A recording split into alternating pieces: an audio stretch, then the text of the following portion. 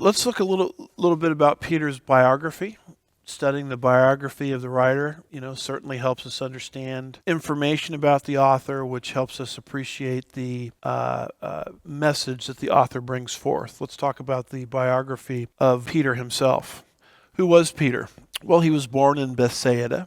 His father Jonas, and his brother Andrew were fishermen at Capernaum. And I've got all of the scripture verses in parenthesis where you can document these things. Peter lived in Capernaum. We believe that Peter was married. More on that a little bit later. He and his brother Andrew were initially disciples of John the Baptist. Simon, which is Peter's Hebrew name, was brought to Christ by Andrew. Jesus gave him the name Cephas. Cephas is Aramaic for rock, and Peter is Greek for rock. So it's kind of interesting that the Apostle Peter actually had three names. Petros, Greek, little stone. He had an Aramaic name named Cephas, and then his Hebrew name was Simon before Jesus renamed him Petros, meaning little stone. Jesus ultimately called Peter into full-time ministry in Matthew 4, verses 18 through 20. And if you compare number 6 with number 8, you'll see that Peter was brought to Christ by Andrew earlier, and he was called into the ministry later, just by comparing number 6 there and number 8. Why is that a big deal? That's actually a very big deal because many people under the doctrine of lordship salvation confuse justification with sanctification. They merge them together. But when you study a chronology of the life of Christ, and if you have a good study Bible, it will lay out for you all of the events in the life of Christ in chronological order, you'll discover that Peter's salvation occurred in event 20, but his calling into the ministry, where Jesus told him to leave his fishermen's nets and follow him because he would make them fishers of men, that doesn't occur until event number 35. So there's a big difference between justification and sanctification. Justification is coming to faith alone in Christ alone. Sanctification is a different calling, a subsequent calling where we are called to follow Christ as Lord. So that's you start to get straight in your thinking about this when you're able to put the chronology that the Bible presents together. Some more information about Peter. The disciples' names, all 12 of them, are mentioned together in 4 places. Peter's name is always first on every list, indicating that Peter was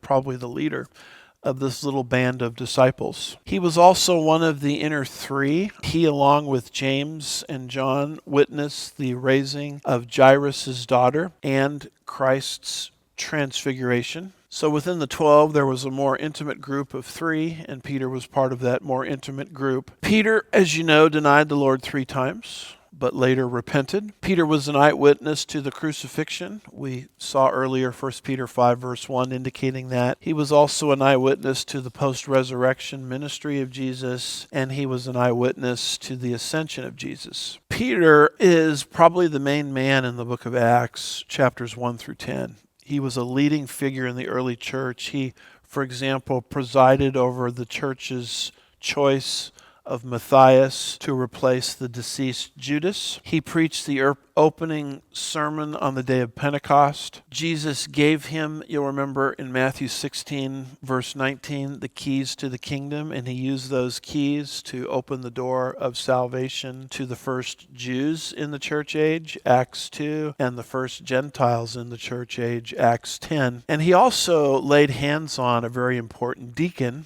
whose name was Philip, who led the first Samaritans, a half-breed race, to Christ. Peter ministered in various places in Jerusalem, Lydda, Joppa, Caesarea, and ultimately Syrian Antioch. Now, this is all taking place after Jesus had ascended back to the Father's right hand. Peter was present at the Jerusalem Council, Acts 15. However, at this point, he seems to disappear from the book of Acts, and the spotlight at that point in the book of Acts turns to the Apostle Paul. Peter traveled extensively, often accompanied by his wife.